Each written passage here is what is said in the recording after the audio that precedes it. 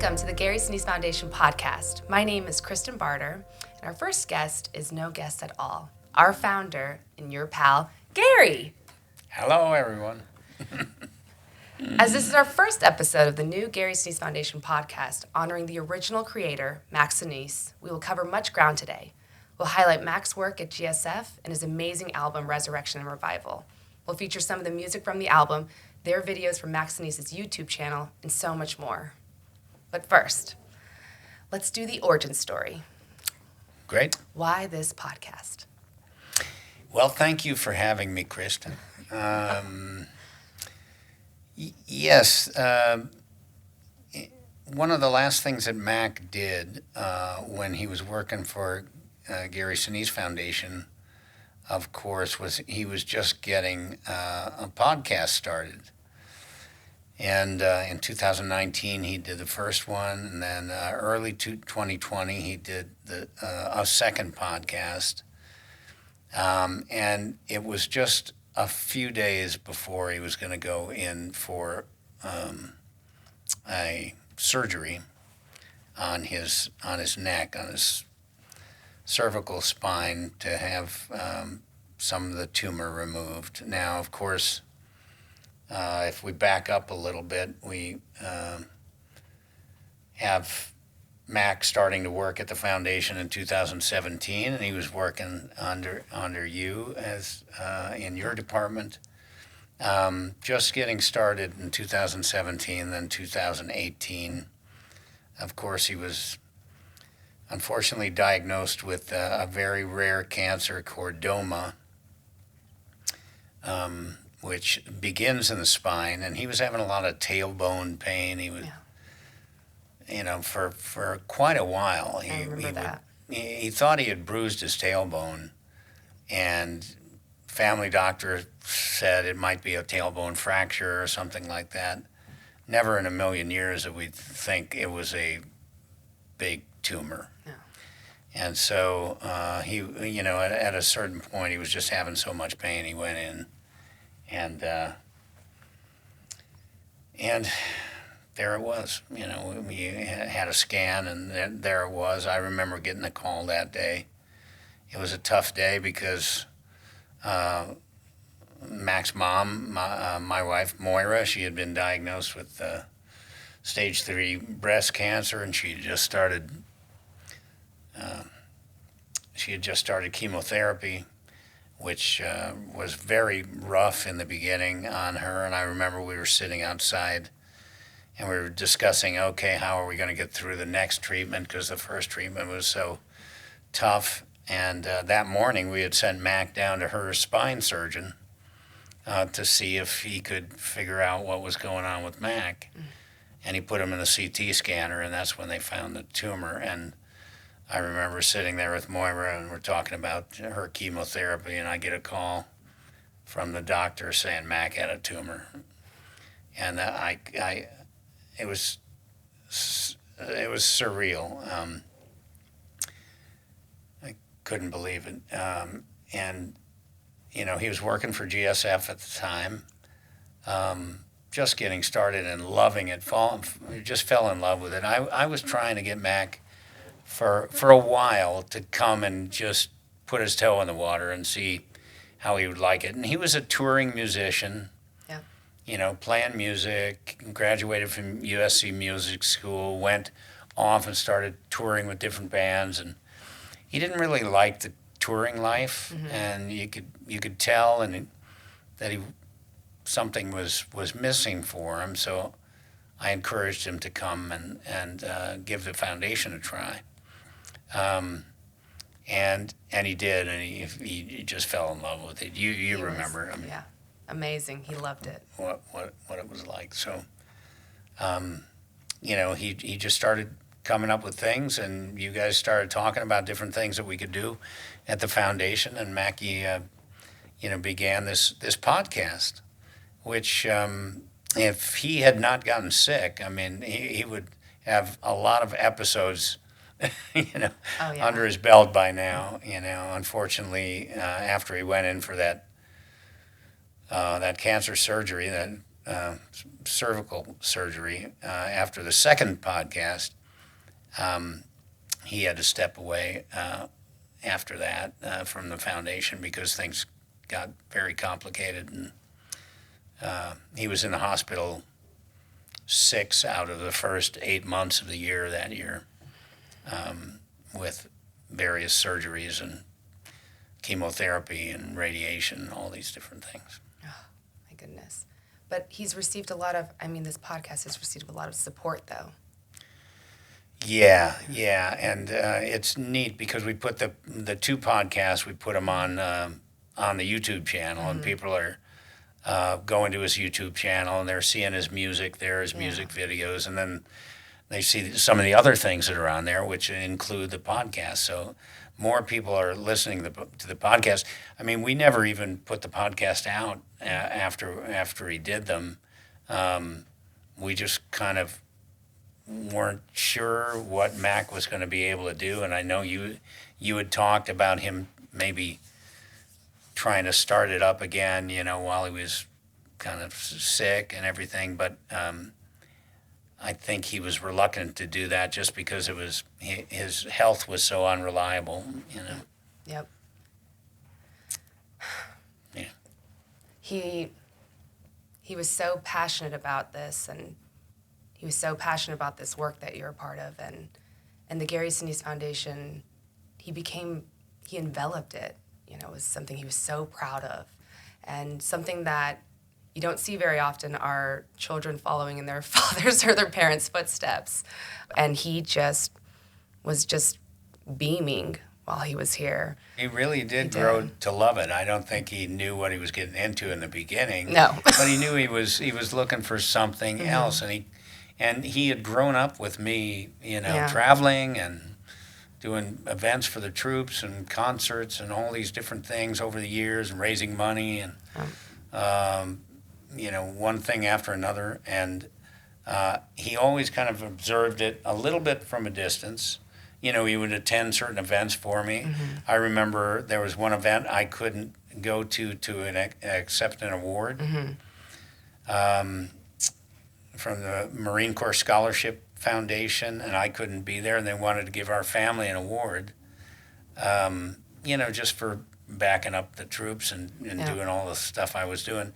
And so Mac went and accepted that award for me and made a speech, and I think that really made him feel kind of proud and a little bit like he was starting to become a part of it. Oh, yeah.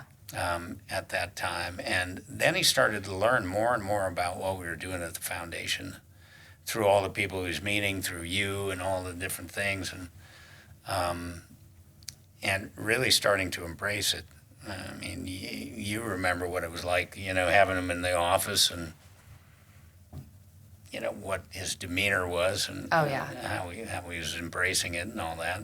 Yes, very different from the beginning. The beginning he was just kind of an onlooker, and he felt like it was something that you were very passionate about, but he maybe didn't quite understand it as much. And then the more he was in it, he just saw how much you were helping people and the lives being changed. And you could see it just impact him, and that this was his story. I remember when he went on his first Soaring Valor trip with the World War II veterans, and I think he just felt really special at that point, like he was doing something important. He did. And he didn't stop music. He kept wanting to compose, and so I remember connecting him up with Kip, and to compose music for the foundation, which he started doing. And he ended up composing the music for the documentary that was made, Always Do a Little More. And that's mostly Mac's music, not all of it in the documentary, but there's a lot of Mac's music in there. Yeah. Can you expand on this? Mac was such an integral part of this, and it's become this family affair in this way, like the family support of all of this, that they've just been integral in this. Yeah. Oh,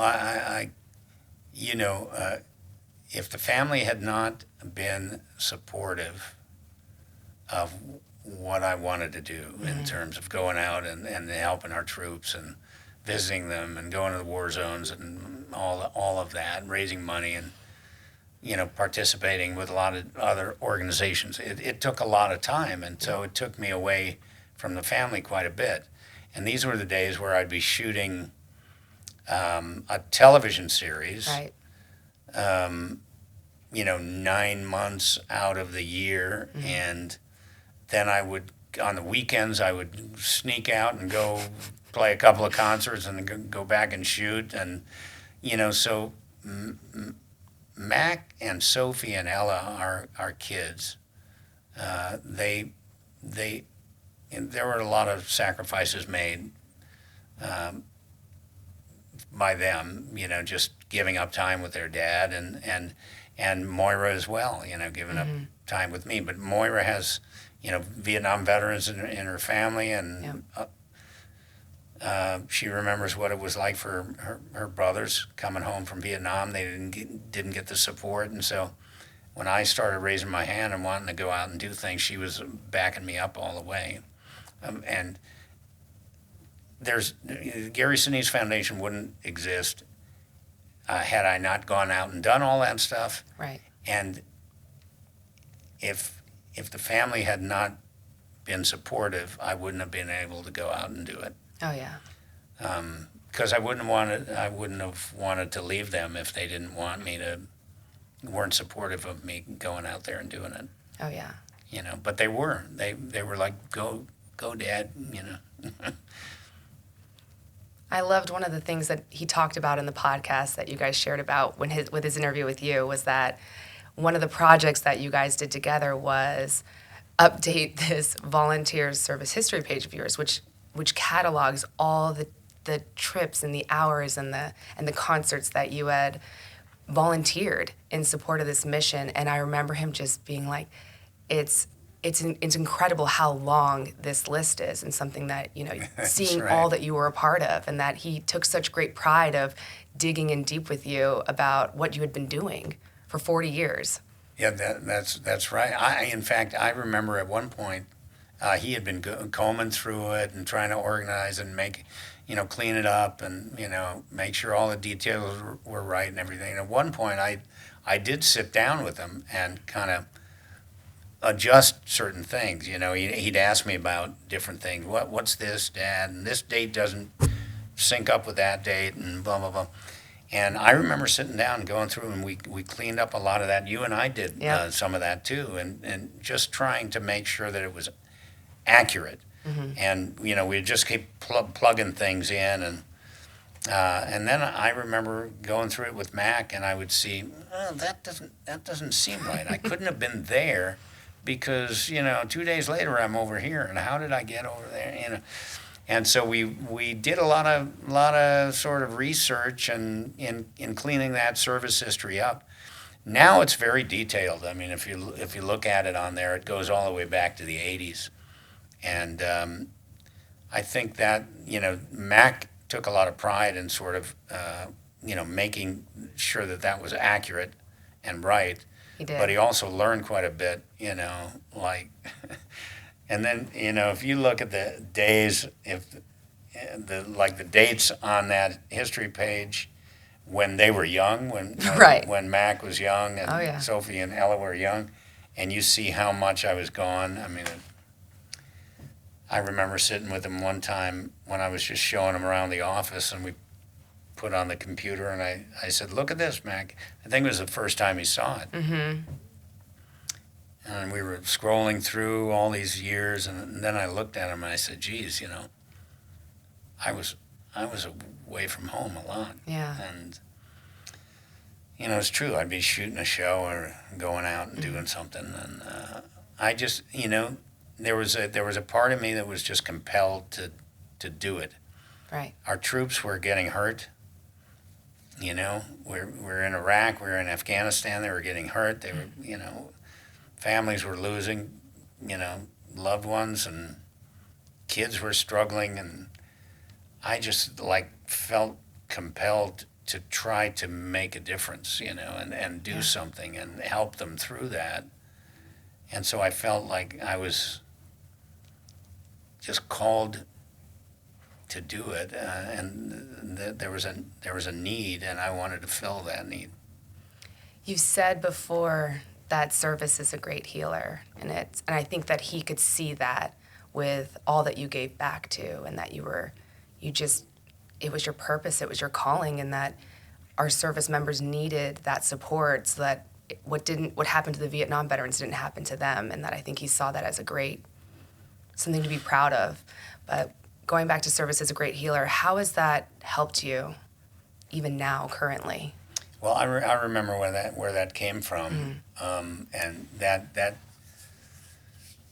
was something that I'd been involved in the 80s and the 90s here and there, but nowhere near as active as I became after September 11th, and September 11th was a shocker, for everybody, but personally for me, it was just so heartbreaking, and I needed to do something. And I remember there's a story that I've told where, you have the attack on Tuesday, September 11th, and then the following Friday, there was President Bush made that into a national day of prayer and remembrance for the victims of September 11th, of the attacks. And so the churches were just packed everywhere, and our little church was completely packed. There was no seats anywhere. Our family was standing on the side of the church up against the wall, and I remember holding Ella's hand, and the priest, the first thing he said was, "This has been a tough week." I remember that. And everybody was looking for something, some peace, something to make sense out of it, something to assuage the fear that everybody was feeling. Everybody's feeling like, wow, what's happening? Are we going to be attacked again? Is it, there was a very, very scared vibe, everywhere you went. And I was heartbroken and afraid for my kids and my family, and I remember hearing something. I can't tell you the words, whether the priest said these words or not, but I heard something about the healing power of service work, and that we all should reach out and help each other through this. If we all do that, we're going to heal quicker and faster and be stronger for it. And that rang a bell with me. And shortly after that, I started raising my hand to go out and do whatever I could. And it wasn't immediately after the attacks or anything like that, but after the invasion of Iraq, I was volunteering here and there prior to that, but once our troops went into Iraq, we lost people during the invasion, and we'd already lost people in Afghanistan, and I was just like, I've got to get active, Yeah. So I called the USO up and volunteered to go on trips. And that's when I started in 2003 volunteering to go on trips for the USO. And I did 6 or 7 trips that year. I wasn't working, didn't have a lot going on job-wise at that time. This was prior to CSI New York, in between movie things.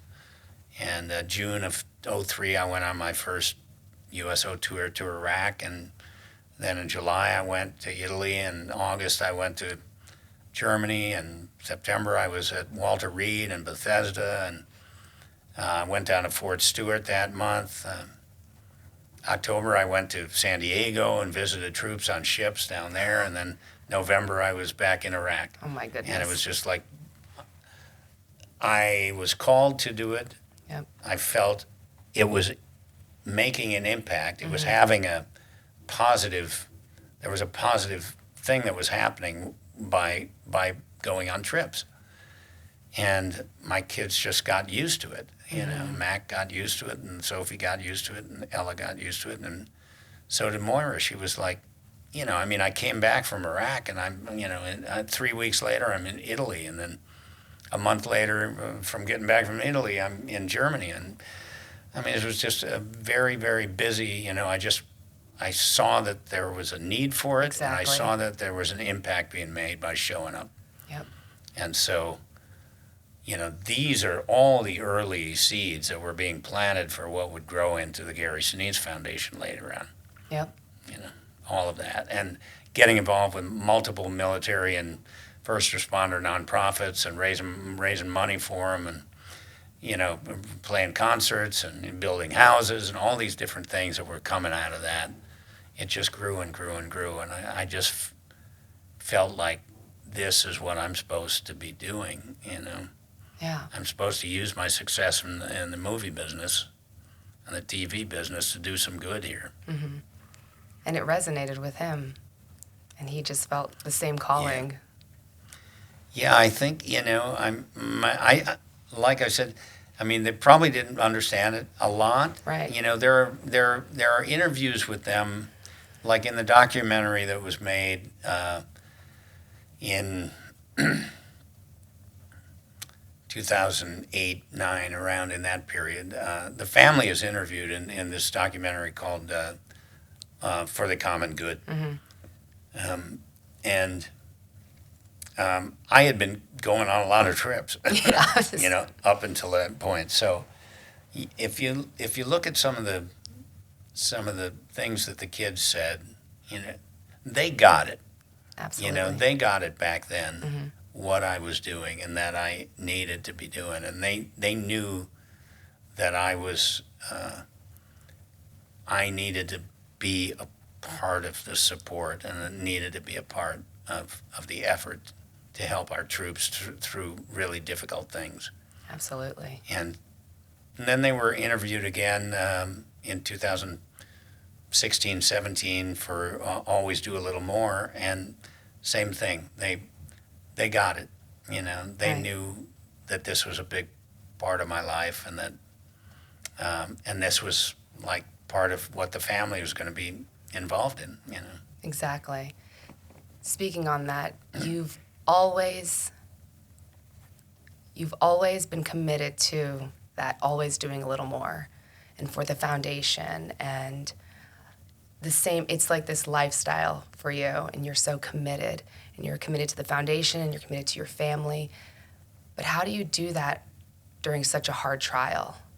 You know, the foundation's growing, your son needs you, your family clearly needs you. How do you manage that? Yeah, it became once Mac and Moira were diagnosed with cancer, then things changed personally for me at that point. But again, I started the foundation in 2000. We set it up in 2010. We launched it publicly in 2011. And so from that moment, we were, you know, it was only a couple of people in the beginning, and then the staff got bigger. More funding came in, so the staff, you know, programs started to expand. Staff started to expand. We were able to hire more people. A big reason I wanted to start the foundation is because I wanted to do more. And I would ask people to volunteer here and there and stuff like that. But that was unreliable, and I was always going out there to do something. And I had to raise money to pay the band and, you know, take them on trips, and always raising money, all this. So I wanted to be able to expand my efforts. In order to do that, I had to have some additional funding sources beyond my, you know, my personal pocketbook. And I wanted to grow a team around me that it was their full-time job, you know, right? I could hire people to, now it's your job to serve the heroes and go to this and, you know, help me do that and help me do this. And so we were able to expand that staff and grow the foundation, to the point where in 2018, when this cancer hit our family, my dad had a stroke in 2016. That was a challenge. And I mean, there was a lot going on personally at home. And I just needed more and more help. Thankfully, we had built the foundation to a place where I felt like, we have so many programs, so many things going on. We have a great team whose full-time job is to go out there and deliver the goodness, and do all of that. I can rely on that team more, and we need to find a way to back me off a little bit because I have to fight cancer. Right. So it's not like I stepped back totally. No. But we found ways for me to condense what I was doing for the foundation, some of the concerts, some of those types of things, take some breaks, because I had to deal with medical stuff, For Mac especially. Thankfully for Moira, she went into remission, and, after chemo, radiation, and surgery, she went into remission, and so we were grateful, obviously, for that. But all the while, Mac is becoming more and more challenged, and I was still acting too. Yeah. Through this, I'm picking up some jobs here and there. 2019, I did 2 movies, one with Mark Wahlberg, Joe Bell, and one with the Irwin brothers called I Still Believe. And then I did a television series called 13 Reasons Why. 13 Reasons Why ended up being kind of the perfect job in the second half of 2019 because it was getting more difficult for Mac. He was starting to have more challenges, chemo and, these things were challenging for him. And it was harder to go away. It was just harder to go away. Along comes 13 Reasons Why, and it was like a perfect job. I flew up to San Francisco on Sunday. I shot my scenes on Monday morning and flew home. So I was only gone for less than a day, for most of that 10-week shoot. So that was perfect. And I concluded that in December of 2019. And then, of course, Mac did the final podcast early 2020 and then went into the hospital. And once he went into the hospital with that neck surgery and he was in the hospital for 2 months, I didn't go back to work. That was it. I knew, thankfully, that I'd done well in television prior to that and could fall back on financial resources that we had in the bank. And that was a blessing. But to leave and go off and do jobs, when Mac is becoming more disabled by the cancer fight and all of that, 2020 just told me that I just have to minimize as much as possible. So I didn't go back to work, and I kind of condensed what I was doing with the foundation, and we found ways to manage it. Absolutely. We found ways to manage it, and the team picked up the slack, and sometimes I even sent the band out without me because I couldn't leave. Right. And so, the band would go out without me. We don't like to do that as, but if we're promising some military base a concert, I like to fulfill the commitment, whether I can be there or not. Thankfully, we haven't had to do that for a while, but during that period, 2020, 2021, 22, it got harder and harder for Mac, and just my commitment and participation had to be changed. But it never wavered for the foundation or your family, and I thought that was just, I saw that, and it was something that was just very inspiring, even just seeing you. You maneuvered it so beautifully. Well, even through the hard, I mean, we knew it was hard. very hard. But I meant what I said when I said service is a great healer. Yeah. Because my heart's breaking, My heart was broken after September 11th. And taking action and picking up and going out and doing things was very healing. And now we have our own situation at home where we have, my son, my wife had to have more spine surgeries. I mean, she's been through the ringer physically, so things got more difficult.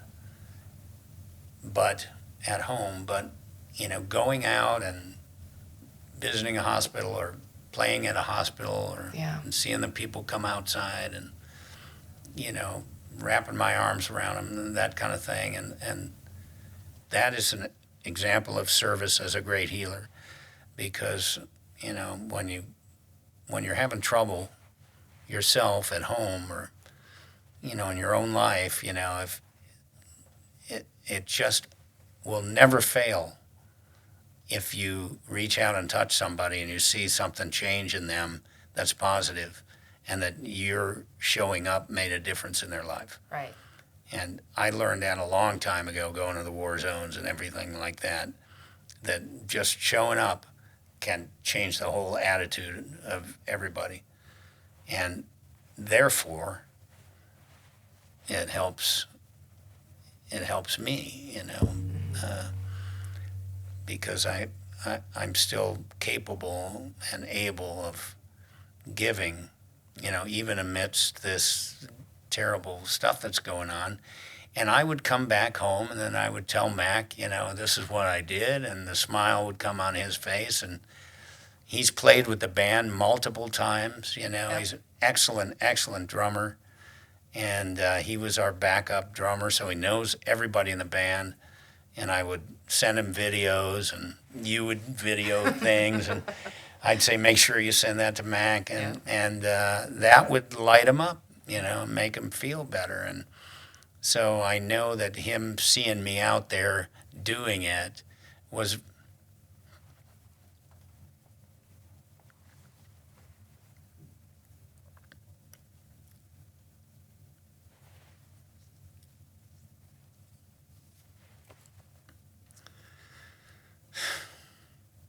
very positive for him.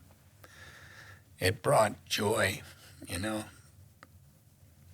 just hearing about it.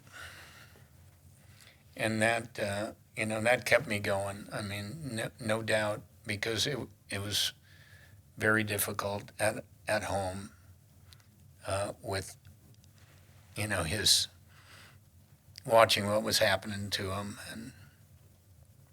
But he never, through all of that, Mac was this smiling guy here. And this guy right here, he was through it all. He was, if he wasn't in, pain from what was going on, or feeling sick from the treatment or something like that, he was just Mac. He was a very faithful guy. He loved his Catholic faith, and that helped sustain him through so much. But I know that he knew that I was happy out there, continuing the mission, and that made him happy. Yep.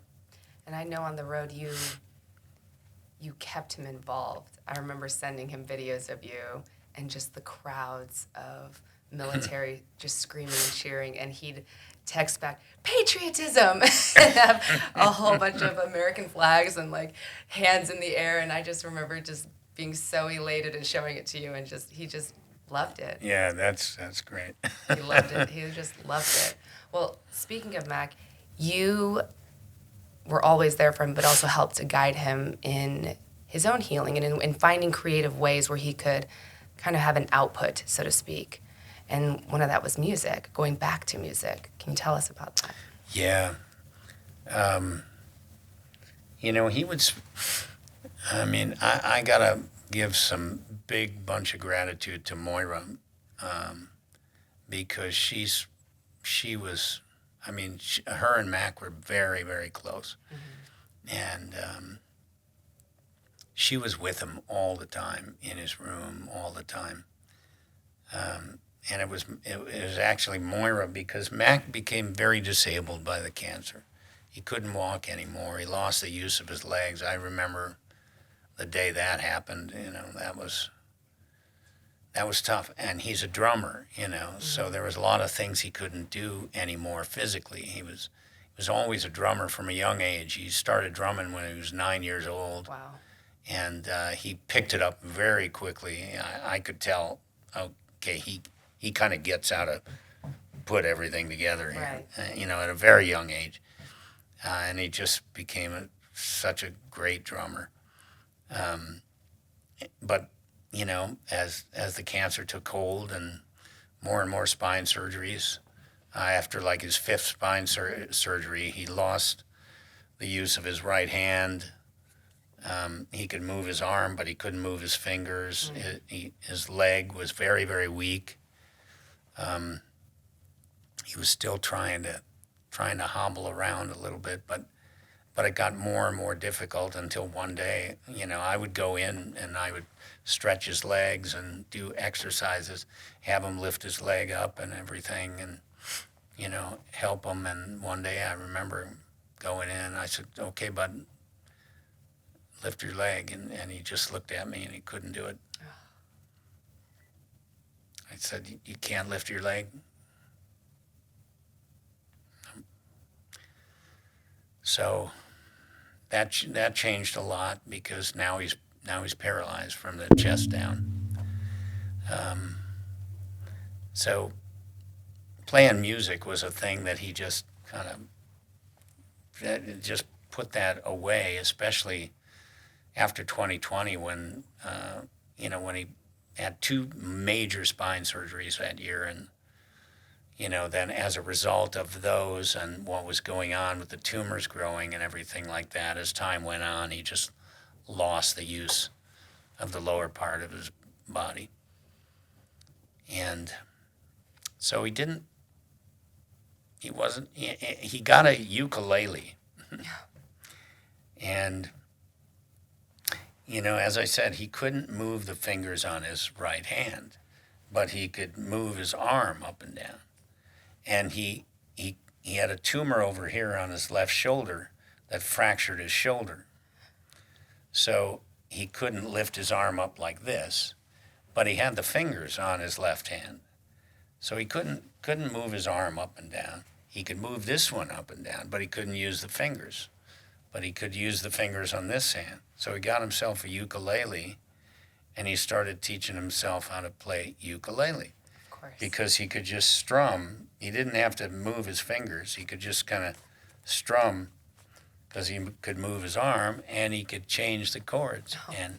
And he had this little ukulele that he would play. So he would do that for fun. It was, and occasionally we would, put him in his wheelchair, and he'd come out and he'd sit at the piano and kind of plunk out chords with his left hand, because he could move the fingers on his left hand. So he would kind of plunk out some chords. But he wasn't really writing music or anything like that. He was just these were enjoyable things for him to be able to do. And at one point, his mom, who spent a lot of time with him, said, "Why don't you get a harmonica? It'll be good for your lungs," because he was on a cannula, right? He was on oxygen for a long time. So he'd have oxygen in his nose because there were tumors in his lungs. And so, plus he had, after the spine surgeries, his spine was fused. So Mac had rods and screws in his spine from the top of his spine all the way down to like mid-lumbar. Oh, my goodness. So he couldn't move his head like this or do like that because it's locked in. So when you remember when you would go talk to him, Yeah. we'd say, can you stand over here? Right. Because then he could see. Because if you're over there, he's kind of doing that. But he could hold the harmonica. He could kind of hold it in his left hand because he could move his fingers and kind of use his right to play. So he started teaching himself harmonica. And then in the beginning of 2023, he said to me at one point, Dad, there's a piece of music that I wrote in college, right around the time he wrote another piece called Waltz for Addicts that was a kind of a class project, turned into a short animated movie called Luna and Lars. And the piece of music is beautiful. And right around the time after he finished that, he went to work on another piece.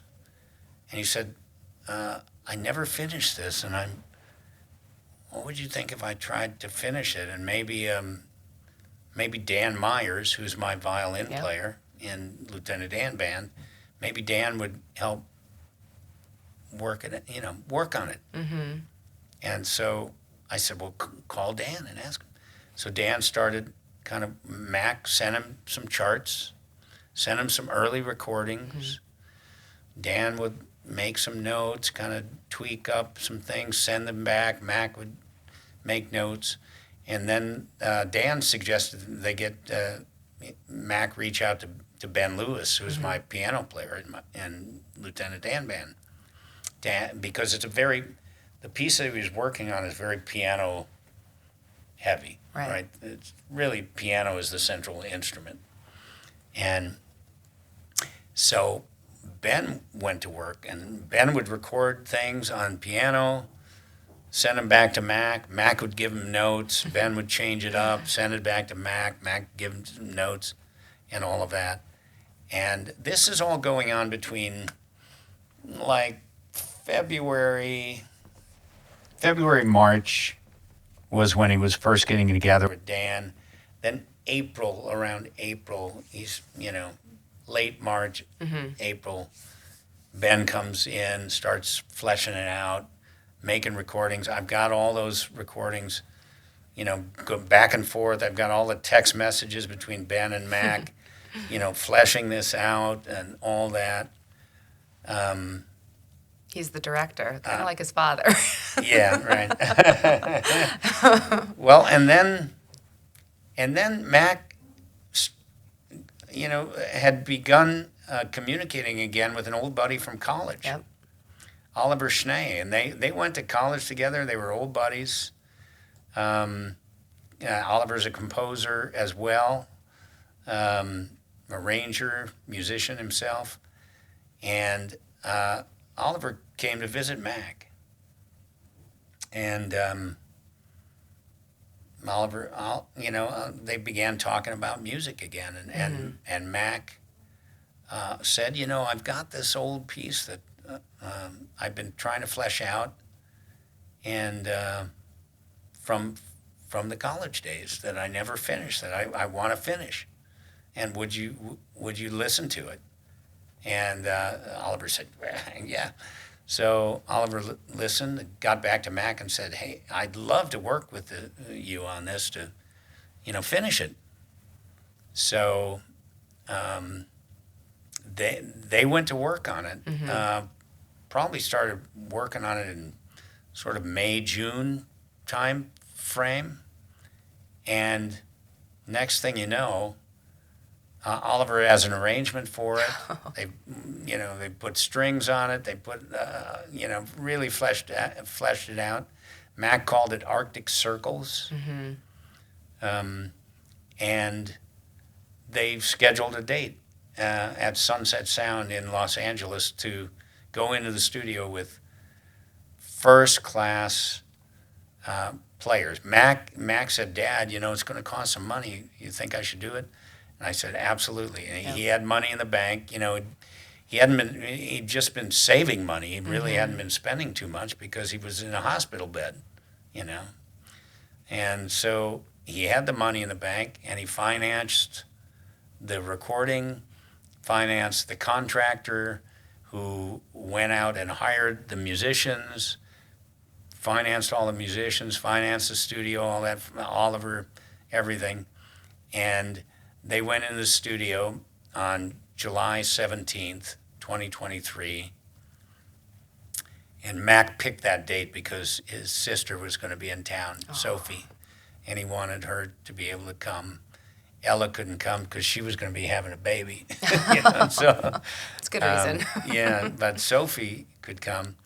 And, at one point, as Mac was teaching himself harmonica, you'd hear him in there at night. Mac's hours were like, he'd be up till like 1 a.m. Okay. And we had, pretty much round that clock nursing care. Mm-hmm. So we would have night nurses there. Moy and I would go to sleep, and the night nurses would be there. And Mac would be practicing harmonica and whatnot, or I'd come in, I'd hear him practicing during the day, and I said, Mac, there's this piece that Sammy Davis, who's a Medal of Honor recipient, Sammy plays this piece on harmonica. It's the great American folk tune, Shenandoah. And I said, Mac, I sent him a videotape of Sammy playing at Shenandoah. And I said, you should learn this one. And so he did.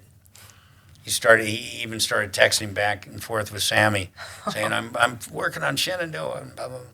And so Mac taught himself Shenandoah, and he played it for me. And knowing that we were going to go into the studio to record Arctic Circles, and he would have an entire string section there, I said, Mac, why don't you ask Oliver to do a string arrangement and back you up on Shenandoah, and you play it.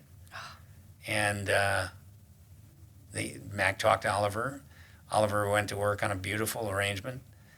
And Oliver even came over to the house and recorded Mac playing Shenandoah on harmonica so that he could go back and then work on it, with the string arrangement and everything like that. And so after the session was over for Arctic Circles on July 17th, Mac got in front of the microphone and with the strings behind him, and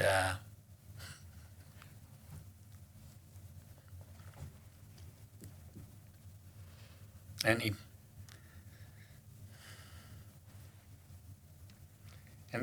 recorded Shenandoah. And it's magnificent. It's really something special. And yeah. So that was the beginning of what turned into an entire album that you have behind you there. Yep. Why don't you grab that? Yeah. Right here. Yeah, so this is Resurrection and Revival after Arctic Circles and Shenandoah. Max said, why don't we do a whole album of music? Mm-hmm. And we were going to move from Los Angeles to Nashville. And so we were going to move at the end of September. Mm-hmm. And so they scheduled 2 sessions in Nashville to record the rest of the music. And it's a combination of original songs that Mac wrote. Cloud Surfing is one. Penguin Dance is another one. Yep. Eyes of Marigold is another one. And then Mac on harmonica playing the Star Spangled Banner. I love it. Amazing Grace, Red River Valley. And then he's got another song from the movie Once Upon a Time in the West. It's like the love theme from Once Upon a Time in the West. He's got my band on a lot of these. And, Mac really wanted a day in the studio with my band. Yeah. So he picked a bunch of songs that he could play harmonica on, they could sing on. I play on one of them, Red River Valley, which is a song that his mom used to sing to him when he was little, you know. Turalura Lura is another Irish folk song that Moira used to sing to the kids. And Mac picked all those because of...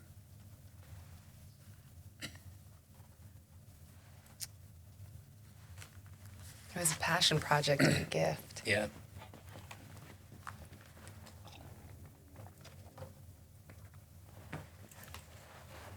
With Arctic Circles, what was it like hearing it for the first time? Oh my gosh. I didn't know what he was working on with Oliver. They didn't play me anything. And Mac hadn't played that for me at all. He was just, you know, I knew he was working. He's working with Oliver, and they're texting back and forth and having FaceTime calls, you know, and talking through the music and everything, going through all of that. And then we rolled into the studio, and you can see it in the video. I'm stunned. Oh, yeah. Well, we want to share it with the audience as well and the viewers, so we want to be able to show them the video of Arctic Circles by Max Sinise.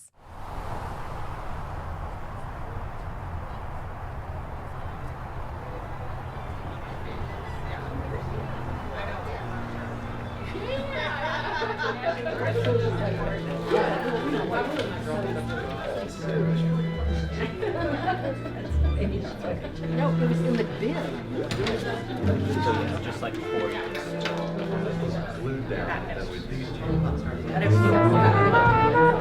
Did you say GB flat or GB?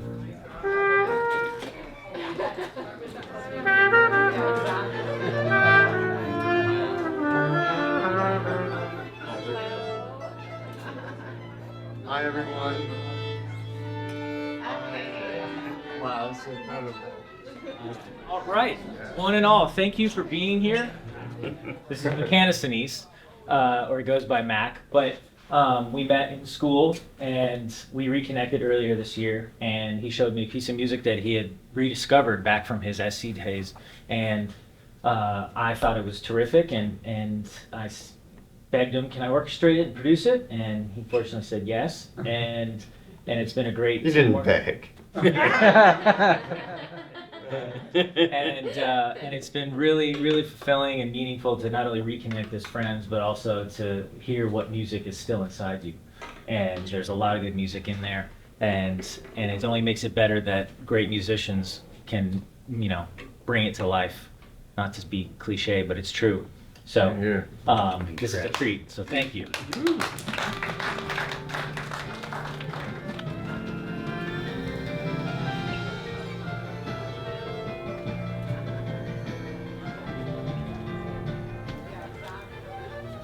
All right, then let me just crank this. All right, starting from the top? Yeah. Okay, starting from the top again. So, really swell that as much as you can. The vision that Mac has with this tune, it's called Arctic Circles for a reason. Think you're in the Arctic, it's white, the wind is whistling by, and as soon as you speak your word, the wind takes it and it's gone. Give me as dramatic as possible, and then just no vibrato at 25. All right, if there's nothing else that's looking scary, taboo, copy errors, or anything, then let's give it a shot and have some fun, guys. Here's 2 before 23.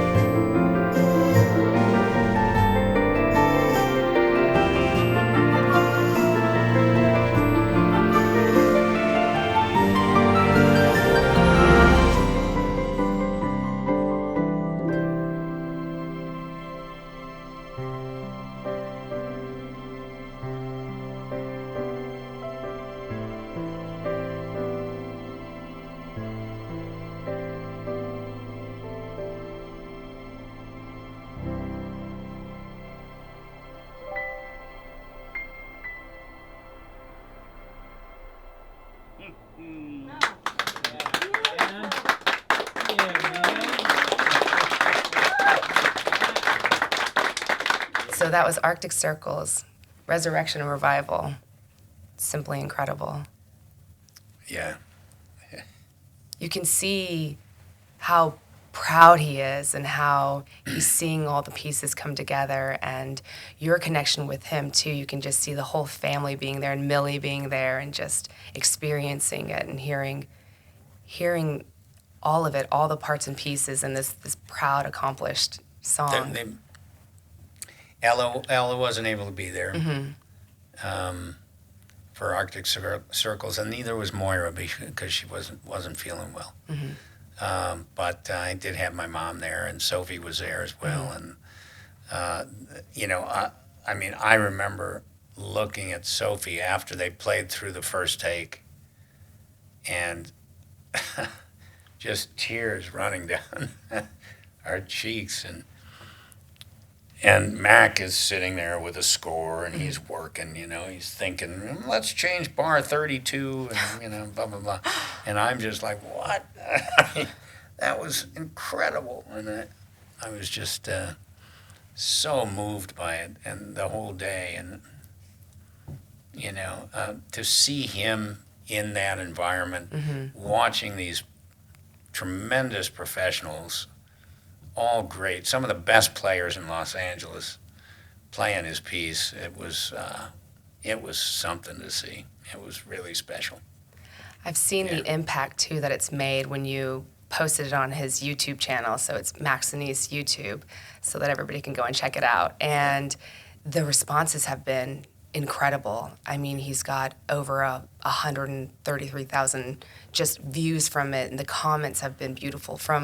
A lot of them are from veterans saying how much his piece has been helping them. It's been healing for them to hear it too. And that's beautiful. And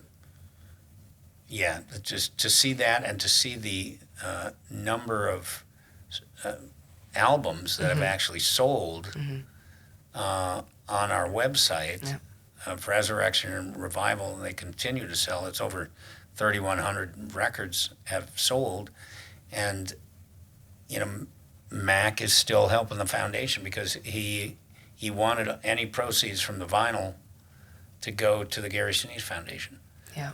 So, I mean, he's raised a lot of money with the sales of the record. And it's magnificent. It's beautiful. His impact continues. Yeah. It's just... Yeah, and I remember when we rolled him into the studio, in his wheelchair, and set him up in front of the microphones, and he's, sitting in front of the string section, and he's warming up and getting ready to play Shenandoah with the string section. It was, Well, we want to give everybody a chance to hear Shenandoah too, so we're going to perfect. go ahead and Shenandoah by Max Sinise with him on the harmonica.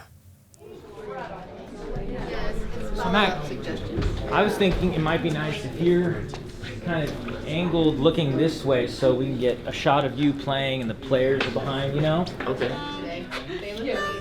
Let's see.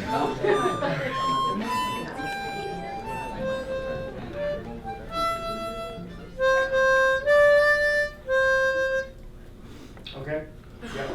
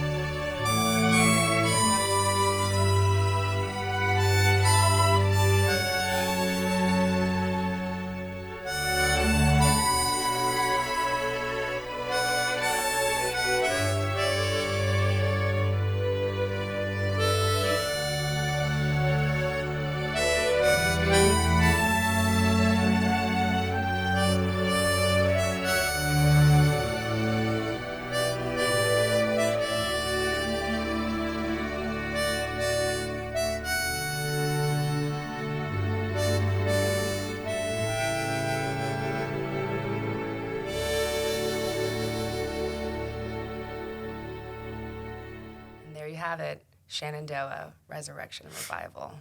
Just an incredible piece. It's just... There's over, on the YouTube channel, there's over 106,000 views of that particular I love it. piece as well. Love it. Which it's magnificent to see people discovering it, you know, and you know, I'm a musician. I know when things are good and when things aren't so good, and you know, to be able to talk about our son Yeah. and our daughter's brother, and not only, you know, kind of praise him, but the music is actually really great. Yeah. And so, you know, I never have a problem sending people to hear it or see it. And the record, all the tunes are unique on Resurrection and Revival. And I'll tell you, that photograph right there, Let me grab it. so that photograph This one. this is Mac's great-grandfather. It looks just like you and Mac. And this is my grandfather and Mac's great-grandfather. In World War I, he's training to go off to war. And one of the jobs, remember, that Mac had at the foundation was not only, you know, sorting through, you know, histories and things like that, but he would kind of resurrect and revive some of the artifacts and some of the memorabilia and some of the collection that I have, which is a gigantic collection of things that have been given to me, along with a set of photographs from World War I, from my grandfather in World War I. And so Mac took some of these old photographs that are pretty beat up, and he finished them up. I mean, on whatever program he had on his computer or whatever. Part of what he did was kind of refurbish and resurrect these things.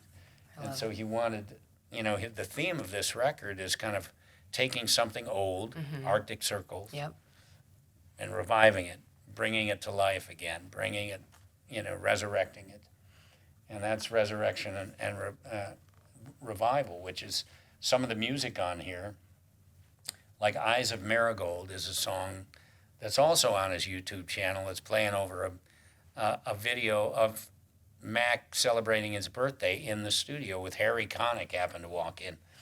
And the song that's playing on that video is called Eyes of Marigold, and that's a song that he wrote in college. And so for the album, they kind of brought it back to life, put some strings on it, added a string section to the song. It's performed by Stolen Silver, Dan Myers and Levi Britton. Friends, Dan plays with my band. Dan and Levi have a band, and they perform that song. That's on here. So a lot of the songs are just brought back to life, and that's what he wanted to do. And I will tell you that after Mac died, I started just searching through his phone, looking through his files, looking through his Dropbox, his iPad, going through this, and I found all this other music that he had written and tucked away.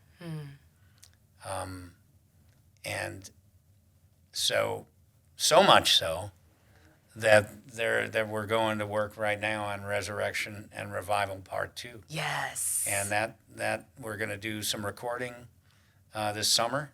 Okay. In July and August, and then we plan to have Part 2 come out in the fall. I love it. Yeah. Well, we'll make sure that everybody listening will be able to have access to pre-orders again. Yeah. For Part 2. Excellent. And there's, you know, some of the music goes back to his college days. Some of the music was written for Gary Sinise Foundation. Some music was used in the that he wrote for the documentary called Always Do a Little More. Oh, yes. And Mac wrote some music for that. So it's in there, kind of in the background. But we're going to, you know, kind of resurrect and revive some of that. And there's some other great tunes that he wrote that he tucked away that I had never heard before at all. Oh, my and some goodness. beautiful stuff. You know, How so exciting. it's exciting. It's fun. Oliver's working on it as well. So Oliver Schnee is going to be working on part 2 as well. He's bearing down right now, getting the arrangements done for some As of we the speak. stuff. Yeah, right now. He probably is. Oh, I love that. I love that. Back to the album. Can you tell us about one of the songs that it just kind of stands out to me is Penguin Dance? Penguin Dance. So yes. Now Penguin Dance, unlike there's a song, Arctic Circles, of course. Shenandoah is an old American classic that was resurrected and revived by Mac in that version. And then there's another song called Cloud Surfing, which is an older song that Mac wrote that he kind of brought back to life with Oliver helping with the arrangement and putting the arrangement together. Beautiful piece. I love it. And then, but Penguin Dance is something that he wrote in his hospital bed. Oh. So Penguin Dance is a newer composition. And the story goes, I didn't hear her say this, but Mac was playing Arctic Circles for his Aunt Amy. Oh. And at the end of it, she said, well, that one makes me cry. You know? Why don't you write something a little happier? You know? So he did. And so he did. He went to work on Penguin Dance, which Mac used to, I mean, you could come in his room at any time, and he would have some kind of nature program on there. Yeah. He loved to watch nature programs, National Geographic, whatever. He loved watching penguins and up in the Arctic, waddling around trying to find their way and all that. And so he went to work on a piece that he wanted to write that would feature Danny Gottlieb and Beth Gottlieb, my drummers in my band, who Mac kind of grew up with. You know, met them when he was young because I started narrating the Candlelight Processional at Disney World, and I would take the family there. And Danny and Beth were in the orchestra. We became friends. So they met the family and everything. And Mac was a drummer. They're drummers. Mac went to one of their summer camps, drum camp thing, and when he was young. And so they were always kind of mentors and became very, very close with Mac. And so Mac wanted to write something that would feature their skills, you know, on marimba and vibes and, you know, all these percussive instruments.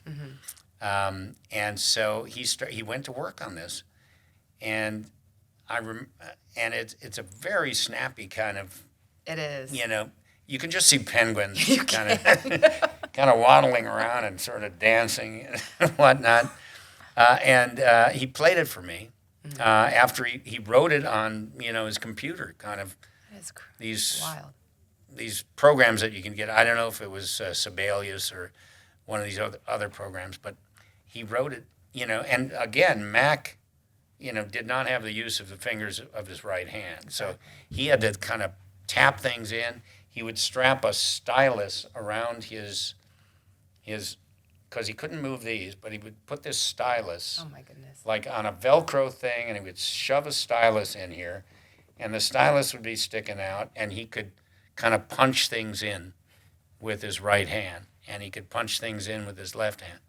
And so he wrote Penguin Dance in his hospital bed, and then gave it to Oliver, and Oliver went to work on the string arrangement of it. They talked through things and you know, worked out this beautiful arrangement. And Oliver recorded Danny and Beth at their house because they've got all their percussion stuff. And they couldn't possibly move all that stuff. So they recorded them at their house with Mac on FaceTime. Oh, my goodness. That's great. And so, you know, in the video of Penguin Dance, you can actually see Mac kind of on, you know, given notes. You know, they would, you know, Beth would play something, then Mac would tell her to, you know, do something that was twice as hard. And Beth was sweating it out, and she tells some funny stories about just making it through the session because it was very difficult music what Mac had written. and everything. She said it was one of the most difficult pieces she's ever played Yeah, in her yeah, entire life. He wanted to give her a challenge. I know. He wanted to write something especially for them, but Yep. he knew she was up to the challenge, Mm-hmm. and she did a fantastic job. And so Penguin Dance came to life. They put the strings behind it, and it's a beautiful video. Well, we're excited to share that, and we want to share with everybody Penguin Dance by Max Sinise.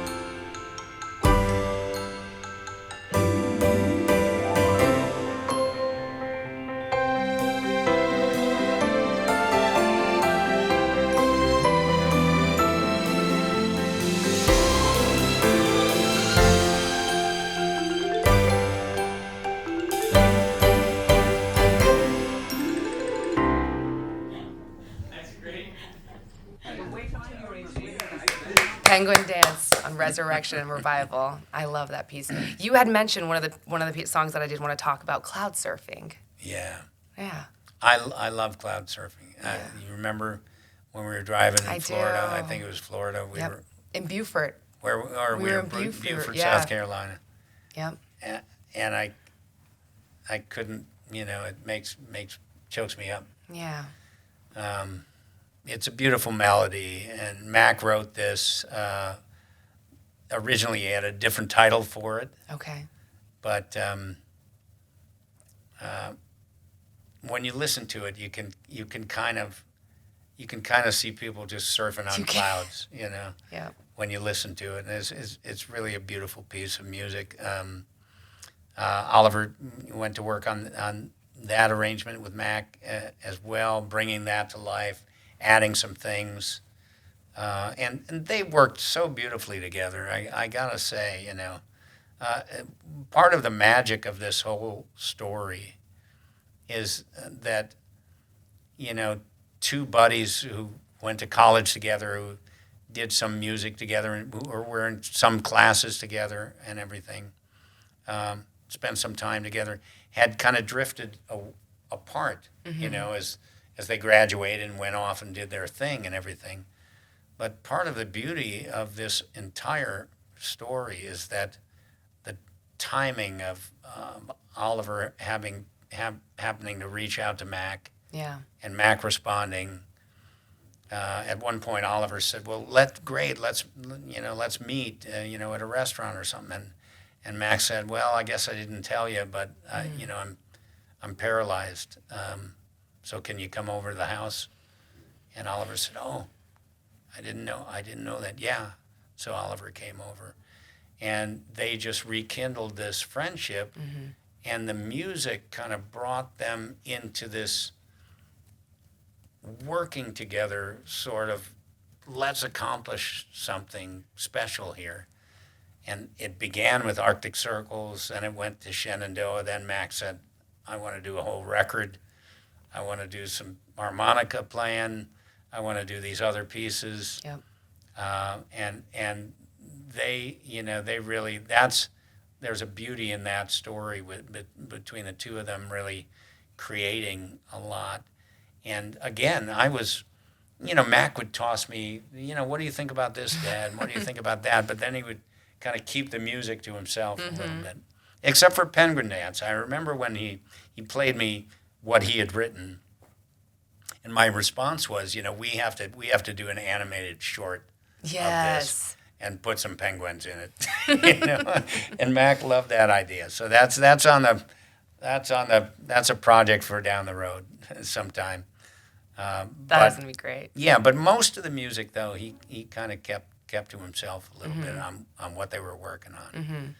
And so I remember, going into the studio at Blackbird, where we did Red River Valley and some of the other ones, but we did Cloud Surfing was done at Ocean Way Studios in Nashville. Oh, I love it. Yeah. Well, we want everybody to hear Cloud Surfing too, so we're gonna go and Fantastic. share it. Cloud Surfing by Mac Sinise.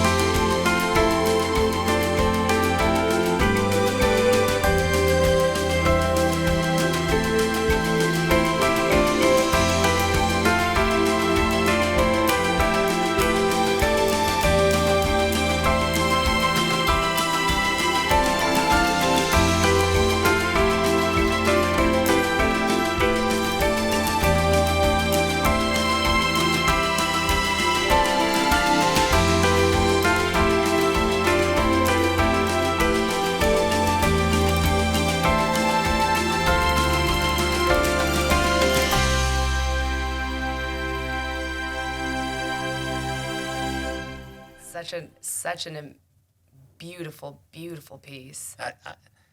I was just so.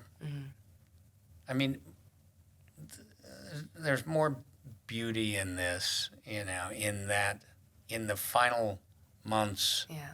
of Mac's life, he was happy. Yeah.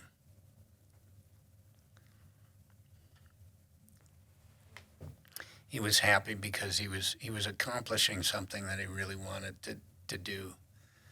And the music was just giving him so much to look forward to.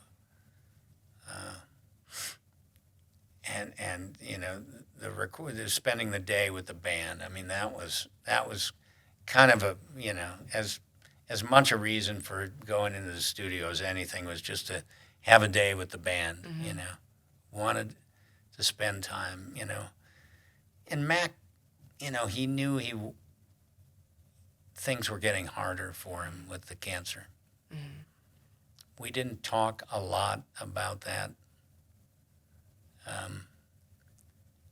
We would skate over things a little because we didn't want to dwell on that. But you could see, you could see what was happening to him physically, and that it wasn't, the drugs we were trying weren't working, and it was getting more difficult for him physically, but kind of spiritually, he was very solid with God and his faith, and with this mission he was on to accomplish resurrection and revival and to get it done.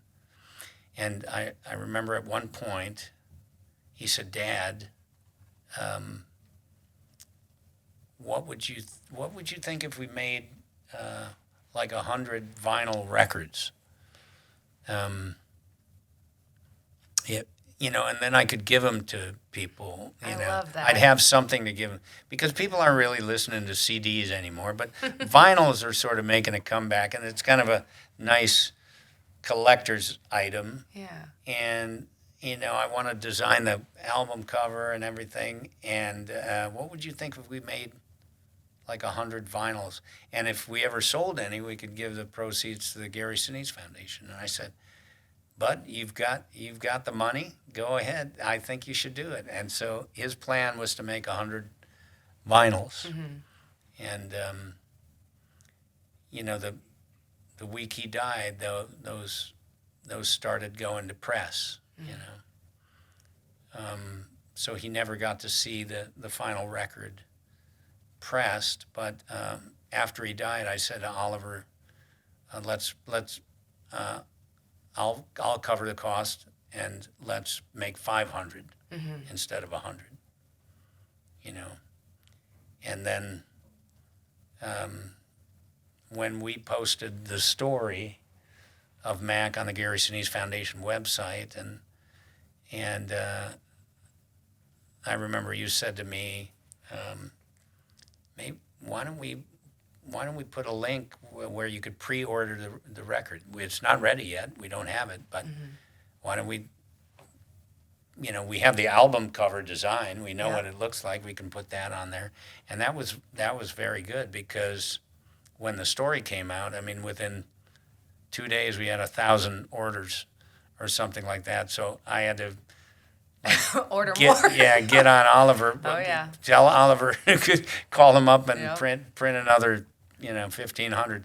So we made the initial order of 2,500, and now it's sold over almost 3,200 copies. Yeah. It's growing. I know Mac is smiling and really getting a kick out of that, because I don't think he ever thought, beyond just wanting to have something to give to somebody, I love that, though, that his instinct was just he wanted to gift it, like a handover to a gift. Pretty much. And then in the back of his mind is, well, if you sell any, you could give the money to the foundation. Yeah.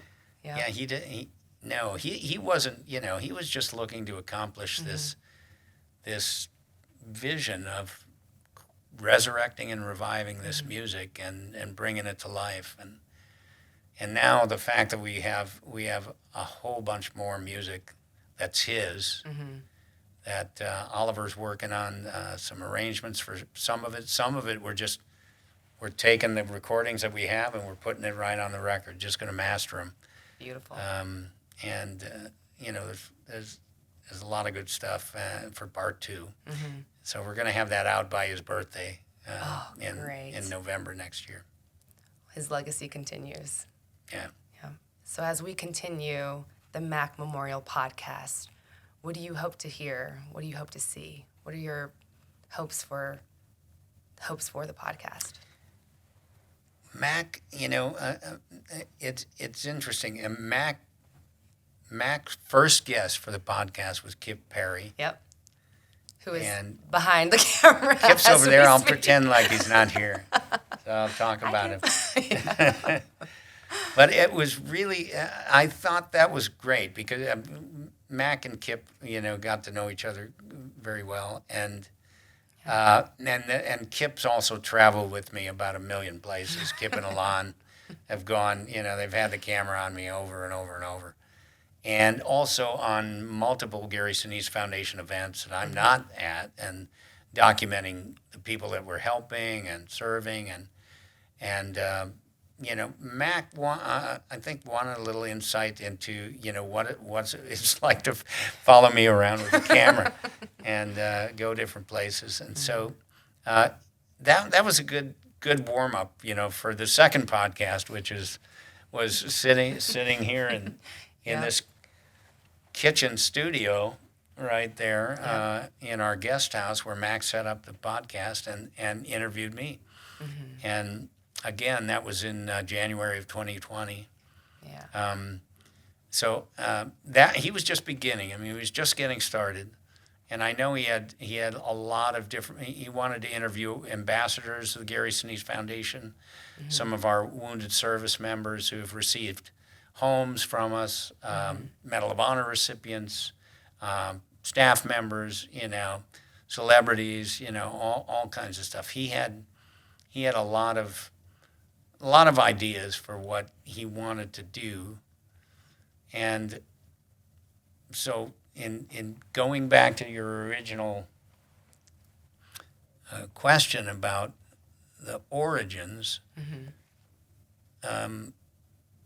the origins of this revamped Mac podcast go to, I'll recall the day I was out for a walk, and I decided to listen to, this is after Mac died, I decided to listen to the podcast that he did with me. Yeah. And there's very funny stuff and silly stuff in it and whatnot. But of course, I was very moved listening to it. Mm-hmm. And it just occurred to me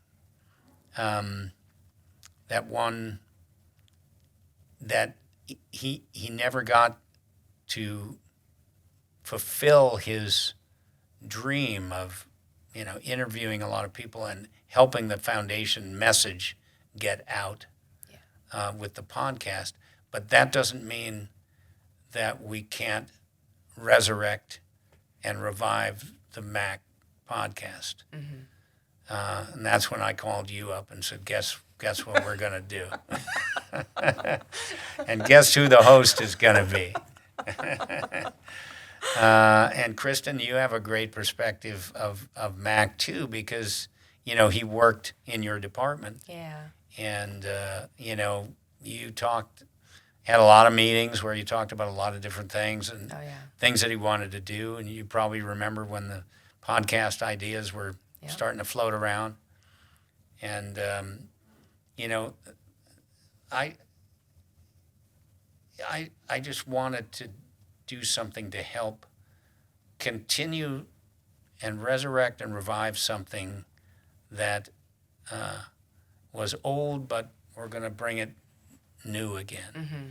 And we're going to name it for Mac. And, we're very, very grateful that we have one of our wonderful donors, Terry Janst at Janst Valor Foundation, who, offered to support us in kind of honoring Mac and we suggested Terry can help us, set up the studio and, get our podcast going. So this is we have a great sponsor in Terry Yost and Yost Fowler Foundation for the Resurrected and Revived, Max Sinise, Gary Sinise Foundation Podcast here. Wonderful. I love it. Well, there you have it from Gary Sinise himself. That is what you can expect. This is Cristin Bartter. Stay tuned for much, much more to come for the Gary Sinise Foundation Podcast. And in honor of Max Sinise, he will close out the show. You've been listening to GSF Podcast, the official podcast of the Gary Sinise Foundation. If you'd like to find out more about what the foundation is up to, or if you'd like to make a donation, please visit GarySiniseFoundation.org. Make sure to tune in next time for more interviews, and thanks for joining us.